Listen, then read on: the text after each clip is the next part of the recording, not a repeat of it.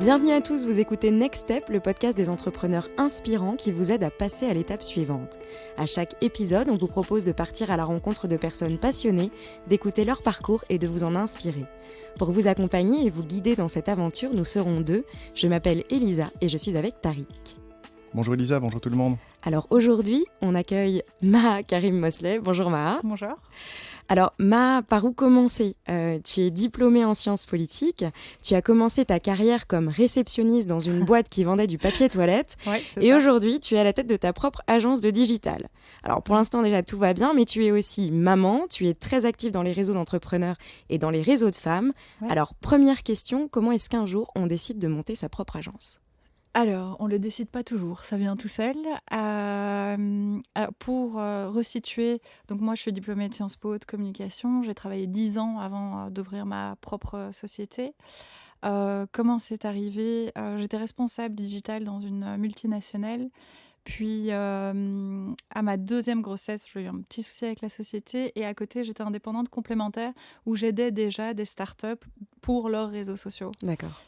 Et petit à petit, en fait, j'ai eu une demande, une deuxième demande, et ça s'est enchaîné. J'en ai eu beaucoup. Et au bout d'un moment, je me rappelle que j'ai dit à mon mari, qui est aussi aujourd'hui mon associé, je lui ai dit, écoute, moi, je vais rester consultante, et puis voilà, je vais arrêter de prendre des clients, je suis bien comme ça. Et lui, il m'a dit, bah non, on va passer en SPRL, et tu vas engager des gens. Et c'est comme ça que ça a commencé. Et alors, est-ce que c'était pas un peu compliqué au départ de se dire on va se lancer à deux, en couple, on va travailler ensemble ? Non, pas du tout, parce que j'étais très débordée et on fait pas du tout la même chose. Lui est plutôt sur la stratégie, la finance. Moi, je suis vraiment sur les réseaux sociaux, le digital. Donc vous êtes complémentaires ? Très complémentaires. Et en fait, on n'a pas commencé à 2, vu que j'étais déjà débordée. On a commencé à 4. On a directement recruté 2 personnes. D'accord. Et alors, comment ça s'est passé ? Le fait de se lancer, de ne plus devenir consultante, mais finalement chef d'entreprise ? Il y a eu un battement entre consultants parce que je devais respecter les engagements que j'avais vis-à-vis de mes clients encore et les personnes qui venaient au début. C'était difficile, c'était sport parce que voilà, on devait beaucoup bosser puis former les gens en interne. Mais on bosse toujours beaucoup, mais ça va. Alors, je sais que tu fais partie aussi de plusieurs réseaux. Oui. Tu fais partie de réseaux féminins comme Mompreneur, je crois, et puis Wonderful Woman. Oui. Qu'est-ce que ça t'apporte de faire partie de ces réseaux ? On échange beaucoup, c'est rencontrer des femmes qui vivent les mêmes réalités. Je fais aussi partie de l'association belge du marketing, il y a une section pour les femmes aussi là. Et c'est vraiment des personnes qui vivent les mêmes réalités, qui travaillent sur les mêmes choses. C'est très enrichissant. Et quelles sont, comment est-ce que tu pourrais justement définir cette réalité ? La réalité, c'est être maman, vivre à 200 à l'heure et on bosse beaucoup. Enfin, autant quand je travaillais avant, je travaillais en 4/5e. Il faut savoir que moi, j'ai jamais imaginé être indépendante. J'avais d'ailleurs, quand on s'est marié avec mon mari, il m'a dit, moi, je suis carriériste, faut que tu le saches. Voilà, pas de bol. Après quelques années, on était tous les deux, maintenant on a une nounou. J'ai jamais imaginé faire ça et là, c'est de l'organisation, c'est travailler le soir, le week-end. Il y a des gens qui vivent la même chose, qui rencontrent les mêmes difficultés. C'est surtout jongler entre la vie de famille, la vie de couple et le boulot. Donc c'est un apport plutôt par rapport à ta vie personnelle et à la gestion de ta vie personnelle, mais est-ce que ça t'enrichit au niveau professionnel ? Ah oui, beaucoup. Je sais que tu fais partie du B19 aussi. Oui, tout à fait. Est-ce que ça t'a aidé ? On dit souvent que le networking, c'est un peu la clé de la réussite. Est-ce que c'est une clé de réussite pour toi ? Oui, tout à fait. Parce que les gens que je rencontre en networking, parfois il y en a certains avec qui on travaille, qui nous référencent, et ça aide beaucoup. Après, le networking aide, il faut faire du bon boulot derrière pour vraiment que les gens continuent à référencer. Et donc c'est bien de passer là-dessus parce que maintenant je voulais te demander un peu qu'est-ce que fait ton agence ? C'est une agence de digital, mais qu'est-ce que c'est finalement ? Alors on est une agence digitale, on est une agence spécialisée dans les réseaux sociaux. On crée du contenu, on les optimise, on monitore et on veille à l'ensemble pour atteindre les objectifs que l'on a fixés avec les clients. Aujourd'hui, nos clients, c'est les PME, les plus grosses structures. Et on voit que c'est très très enrichissant pour moi aujourd'hui de voir que quand on va chez le client, ils sont super contents, ils ont des résultats qu'ils n'ont jamais eus auparavant. Et quels sont tes challenges, entre guillemets, dans ton métier actuellement, dans ton agence, par rapport au digital et à ses clients ? Les plus gros challenges ? Mais le premier challenge, c'est que le digital change tout le temps. Enfin, je donne des formations régulièrement. Je leur dis toujours, le jour où je fais une formation, ce que je vous dis aujourd'hui ne sera pas vrai demain. J'ai eu le cas avec le changement de l'algorithme de Facebook en janvier passé. Je dis quelque chose, le lendemain, Facebook a changé tout son algorithme. Il faut être en constante apprentissage, autant pour moi que pour mes équipes. Donc l'équipe aujourd'hui, on est une dizaine de personnes. On a des ambitions de s'agrandir. Il faut que toutes ces personnes soient toujours au même niveau, au même moment. Et justement, comment est-ce que tu fais pour être à la page ? Tu as des sites, tu as des conseils, des bons plans à nous donner pour pouvoir être... Oui, j'ai des sites de référence que je regarde tous les jours. Mais après, la clé, honnêtement, c'est être curieux. D'ailleurs, c'est une des valeurs de chez MKKM. C'est la curiosité. Et si la personne n'est pas curieuse, elle ne pourra pas s'intégrer dans notre équipe. D'accord. Et tu peux nous donner 1 ou 2 exemples de sites concrètement pour nos auditeurs ? Oui, mais honnêtement, je ne les connais pas par cœur. Il y a Buffer où il y a des choses régulièrement, mais c'est vraiment des sites très spécifiques au digital et aux réseaux sociaux. D'accord. Et pour revenir un petit peu sur cette histoire de femmes entrepreneuses, mamans, etc., je voulais savoir si tu avais un peu des mentors ou des entrepreneuses inspirantes que tu suis au quotidien, je ne sais pas. Ouais, alors paradoxalement, mes mentors, c'est des hommes. Si, au début, non, c'est pas vrai. J'ai aussi une femme qui est dans le digital. Mais en fait, ce qui fait la force, c'est juste d'échanger avec eux. Ou demander conseil quand on doit faire face à des situations où on hésite à prendre une décision. Ils sont surtout là pour ça, les mentors. Aujourd'hui, ton entreprise a combien de personnes ? Vous avez combien de... On est 9 personnes. Vous êtes 9 personnes. Et comment on gère 9 personnes ? Comment on gère ? On délègue. On délègue. Il y a des personnes qui prennent des responsabilités. Ceux qui sont là au début, ils ont pris des responsabilités, ils forment les autres. Et on réorganise constamment pour optimiser le temps, la gestion, la rentabilité. Quel conseil tu donnerais à une jeune femme, par exemple, qui est maman, qui est dans son métier, qui est employée, qui a envie de prendre un peu les devants et devenir indépendante et qui n'ose pas ? D'abord, faut être conscient qu'il faut faire des sacrifices. Je veux dire, voilà, si on ne voit pas les enfants pendant un moment donné, il faut faire des sacrifices. Si on est prêt à le faire, après, c'est de se former, de se former et de s'entourer des bonnes personnes. Enfin, de s'entourer de bonnes personnes qui se fixent un objectif. Et je veux dire, voilà, comme on dit, être millionnaire, c'est pas un objectif concret dans une durée de temps chiffrée et s'entourer des personnes qui peuvent nous aider à atteindre cet objectif-là. Et toi, comment tu as fait pour t'entourer des bonnes personnes ? Moi, on va dire que c'était facile à la base, vu que mon associé, c'est mon mari, on est complémentaires, on n'a pas du tout la même formation. Et après, dans les recrues qu'on a eues, aujourd'hui, j'ai pas 2 personnes qui ont la même force dans l'équipe. Ce que je vais recruter, c'est chaque fois la force qui me manque dans l'équipe. Et comment tu détermines tout ça ? Comment est-ce que tu gères ? C'est selon les besoins qu'on voit régulièrement apparaître des clients, les difficultés qu'on rencontre tous les jours. Et donc tout le monde est complémentaire ? Tout le monde est complémentaire, oui. Alors maintenant qu'on a un peu défriché le terrain, qu'on te connaît un petit peu plus, je vais laisser la parole à Tariq. Depuis tout à l'heure, il écoute attentivement notre discussion et c'est le moment de son décryptage. C'est à toi, Tariq. Merci Ma. Donc on s'est rencontrés il y a quelques années et je me souviens bien à l'époque, un jour tu m'as fait confiance et tu m'as envoyé ton premier slide deck de ta première offre. Tout à fait. Et, c'est plus du tout la même chose. Voilà, et c'était donc justement ma question, c'était... je crois qu'on est tous dans le cas, on réfléchit beaucoup, on a une idée, puis on la met sur papier, puis on la partage avec des gens qu'on connaît très bien, puis qu'on connaît un peu moins bien, et puis c'est aujourd'hui, c'est 2 ou 3 ans après. Ouais. Quelle part de ce slide deck reste ? Et à l'inverse, si tu devais refaire ce slide deck aujourd'hui, comment est-ce que tu le ferais ? La cible aussi d'MKKM a changé, le positionnement d'MKKM aussi a un peu changé. Ce slide deck, la base est la même, sauf qu'elle a été optimisée et adaptée au nouveau positionnement. Peut-être que je referais la mise en page, tout ça, c'était pas assez professionnel par rapport à ce que maintenant on délivre.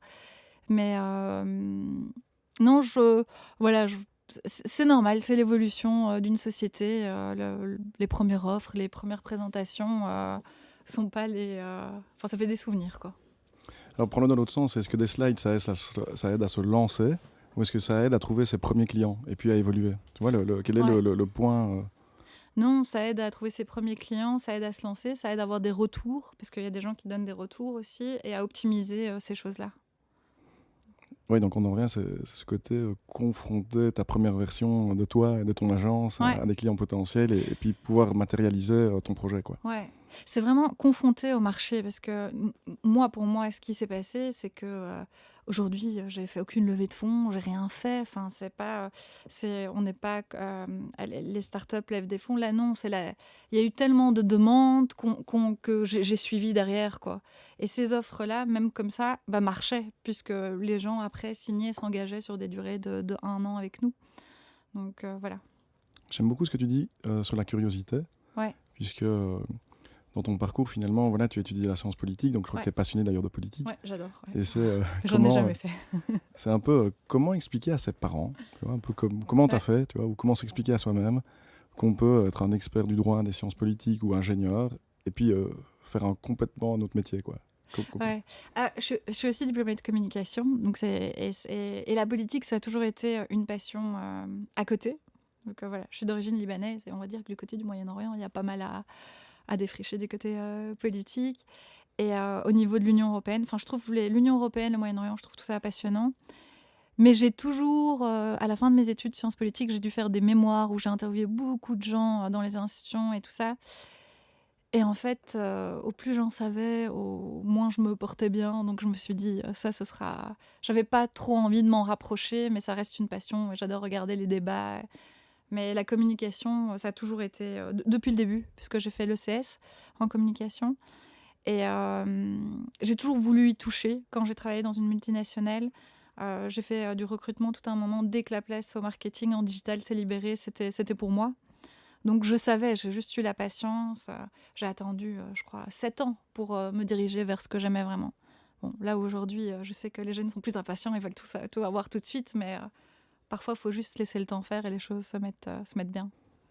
On parle beaucoup du digital et des réseaux sociaux. Ouais. On parle beaucoup de ce que ça fait de mal, de tout ce qu'il y a de mauvais là-dedans. À l'inverse, je pense que ton exemple en est un, c'est le nombre de jobs et d'opportunités professionnelles qui peuvent être créées avec le digital. Ouais. Donc que ce soit des femmes qui se forment et qui trouvent des boulots dans le digital après quelques mois, alors que finalement, il n'y a peut-être même plus de boulot de réceptionniste. Ouais.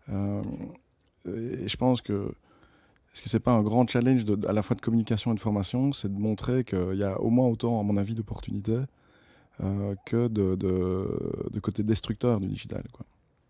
Oui, oui, tout à fait. Puis bon, il y a différents niveaux dans le digital. Nous, c'est sur les réseaux sociaux. Et oui, bien sûr, parce que là, on recrute, enfin là, on a 9 personnes qui sont au quotidien en train d'être, enfin Facebook, LinkedIn, Instagram, en train de travailler vraiment de manière professionnelle. Ils viennent pas passer leur journée sur Facebook, quoi. Moi, j'ai accompagné, enfin très très brièvement, en tout cas, j'ai eu l'occasion de partager mon expérience avec des jeunes femmes, jeunes et moins jeunes d'ailleurs, Ouais. qui se formaient à Interface 3. Ouais. Et c'est vraiment... moi, je crois vraiment là-dedans. C'est le côté... comment trouver un emploi. Le marketing aujourd'hui, justement, quand tu vois la diversité des gens, des profils, de types de commerce, Ouais. je pense qu'il n'y a jamais eu autant de diversité et d'opportunités pour des femmes de se former rapidement et de répondre à un besoin de petits et moyens commerces ou de petits et grandes entreprises. Ouais. Et que ce soit par rapport à ton origine ethnique, ton quartier, ta passion. Je veux dire, aujourd'hui, je crois que finalement, tu peux être libanais rapport et tu trouveras des clients qui cherchent un marketeur libanais rapport. Ouais, tout à fait. Enfin, voilà. Je crois que... Oui, tout à fait. Je suis tout à fait d'accord. Ça m'inspire, moi, en tout Ouais, cas. ouais, non, je suis tout à fait Je sais d'accord. pas si ça se vérifie dans ton parcours, voilà, dans tes rencontres avec les femmes entrepreneuses. Voilà. Oui, oui, mais je peux donner des exemples. Aujourd'hui, je donne des formations un peu partout et je donne des formations, entre autres, dans les institutions européennes. Ça, j'aime bien parce que ça allie la communication et la politique. Donc voilà, j'aime bien. Et comment ça s'est arrivé? C'est une femme d'un réseau de networking qui, sur LinkedIn, m'a contactée, dit il recherche pour le niveau avancé. Est-ce que ça dit même s'il faut passer des tests, etc. Mais voilà, c'est une femme que j'ai rencontrée dans un réseau de networking qui m'a référencée. Et puis maintenant, j'en donne régulièrement, quoi. Donc ça aide. Et ça, c'est parce qu'elle me voit active sur LinkedIn régulièrement. Je parle toujours de la politique et qu'il y a finalement un rapport de force. Ouais. Est-ce que tu ne penses pas que la com, c'est aussi une forme de rapport de force entre qui est-ce qui a la voix de l'entreprise et est-ce que tu penses qu'il y a une voix masculine et une voix féminine dans le marketing ou pas? Donc à l'inverse, est-ce que ton équipe, est-ce qu'un homme produit la même chose qu'une femme Est-ce qu'il devrait ou pas Alors, je ne fais pas du tout cette différence-là dans l'équipe. Là, aujourd'hui, on est quasiment moitié-moitié homme-femme. Et je réfléchis différemment. En fait, moi, je réfléchis sur les forces de chacun. Et les tâches sont réparties selon les forces de chacun et pas du tout selon homme-femme. Donc tu vois pas de différence, quoi, dans la manière de communiquer d'un homme et une femme. Non. De talent équivalent, hein, je veux dire. Ouais. Non, eux peut-être, mais non, pas du tout, parce que je peux dire que dans l'équipe, j'ai un homme qui est plus droit, cash, on a un autre qui est plus sensible, mais non, ils produisent, ils sont aussi productifs l'un que l'autre, mais peut-être pas sur les mêmes tâches. Non, c'est vraiment... Parce que notre équipe aujourd'hui, j'ai des accounts, j'ai des créas, j'ai des community managers, et dans les deux, j'ai autant des hommes que des femmes dans chaque département. Je pense sur un autre sujet. Moi, une des raisons principales qui m'a fait décider de ne plus être avocat d'affaires, c'est l'exemple j'ai des parents exceptionnels, et donc notamment mon père qui a fait une brillante carrière de médecin, de prof d'UNIF et dans la recherche. Et je me suis dit, tiens, tous les soirs, j'ai eu énormément de chance. J'ai dit, tous les soirs, j'ai mangé un repas cuisiné par ma maman, qui était médecin aussi, mais donc qui cuisinait pour moi. Et tous les soirs, mon père, qui était CEO, prof d'UNIF, était à table à 19h au plus tard. Et s'il était à 19h05, il se faisait engueuler. Et je me suis toujours dit, avocat, peu importe le cabinet américain, la paye, le statut, maître, truc et muche, je me suis dit, si je suis pas à 7h du soir avec mes enfants, j'aurais raté ma vie, quoi, tu vois. Ouais, bien sûr. Et en tout cas, cette vie-là, cet exemple-là, tu vois. Bien sûr. Et puis j'ai lancé la start-up, comme on dit, tu vois, ma start-up. Et j'arrivais pas à être à 19h à la maison, évidemment, tu vois. Donc à un moment, je me suis dit, mais merde, j'ai lâché un métier qui faisait plaisir à mes parents pour pouvoir être à table, et puis j'y arrive pas. Et finalement, avec le temps qui passe, j'ai 2 enfants, enfin voilà, des enfants comme toi. Et est-ce que c'est une préoccupation? Est-ce qu'on pense toujours on peut outsourcer beaucoup de choses, ou on peut toujours prendre plus de clients? Mais est-ce que tu as trouvé la clé? Pas maintenant. Ou, est-ce que tu vis avec ça, de se dire, il y a une chose qui se délègue pas, c'est manger avec ses enfants. Et je te le dis, il y a un autre côté là-dedans, il y a énormément d'injustice à mon avis. Parce que alors que je voudrais de tout mon cœur manger avec mes enfants tous les jours, j'y arrive pas. Encore. Donc c'est un de mes objectifs. Et il faut travailler. Et en ça, c'est injuste parce que je me repose beaucoup sur mon épouse. Et en même temps, je me rends compte, tu sais déjà, on peut pas outsourcer ça. Donc je veux dire, est-ce que tu as trouvé une solution à ça? Bien sûr. Il faut savoir qu'au début, mon mari, lui, avait sa start-up. Enfin, il l'a toujours, mais bon, voilà, c'est les associés qui reprennent un peu. Et donc, lui était, comme toi, quasiment jamais là. D'ailleurs, moi, je travaillais en 4/5e. C'est pour ça que je dis que je n'imaginais jamais être indépendante. Je ne travaillais pas le mardi, mercredi après-midi. J'étais avec mes enfants. Depuis que j'ai commencé MKKM, c'est totalement autre chose. Mais c'est vrai qu'au bout d'un moment... Il y a un truc sur lequel j'ai mis un peu le frein, c'est que je me suis mis une règle, c'est qu'en semaine, si je fais des networking ou quoi, le soir, je me suis fixé maximum 1 fois par semaine, parce que parfois ça peut être beaucoup plus. Et deuxième chose, comme pour les femmes, c'est vrai que voilà, on associe aux femmes. Les hommes ne vont pas s'arrêter le mercredi après-midi pour accompagner. Pourquoi pas? Mais il y en a. Le peu de fois où je suis allé, j'en ai vu des hommes. C'est beaucoup plus rare. Bravo. Mais bon, voilà, je m'arrête le mercredi après-midi. C'est aussi une souplesse que j'ai pour accompagner mes petites à leurs activités. Et je reviens et je bosse après. Et à 19h, je suis chez moi tous les soirs, quoi. Donc voilà. Donc finalement, tu t'es quand même mis des règles pour... Oui, parce qu'au début, le boulot l'emporte. Donc il faut se fixer des règles. D'accord. Alors, bon, c'est très intéressant tout ça, mais on va devoir conclure. Et pour cela, on a décidé de te poser quelques questions courtes. Alors, tu ne dois surtout pas réfléchir et répondre le plus brièvement possible. D'accord. T'es prête? C'est parti. Alors, un conseil que tu aurais aimé qu'on te donne? Au début, s'entourer vraiment des personnes, des compétences qu'on n'a pas qui peuvent être complémentaires aux nôtres. Le cliché qu'il faut absolument oublier sur la vie des entrepreneuses. Qu'on choisit les horaires qu'on veut. Non, c'est nos clients qui décident aussi le boulot qu'ils imposent. Une mauvaise habitude dont tu aimerais te débarrasser? C'est que je fais tout en voiture. Je me maquille en voiture, je mange en voiture, je fais tout en voiture. Voilà. Alors, une citation que tu aurais rêvé de dire? Que j'aime bien, j'aurais rêvé de dire, je sais pas, que si un jour quelque chose se fait pas ou qu'on n'a pas de chance, c'est pas grave, la chance sourira le lendemain. Très bien. Alors, c'est la fin de ce podcast. Merci pour votre écoute. On espère vous avoir inspiré. Merci Maha, merci Tariq. Et n'hésitez pas à nous laisser vos commentaires. Merci Tariq, merci Lydia. Merci Maha, à bientôt et merci à tous. Merci Lydia.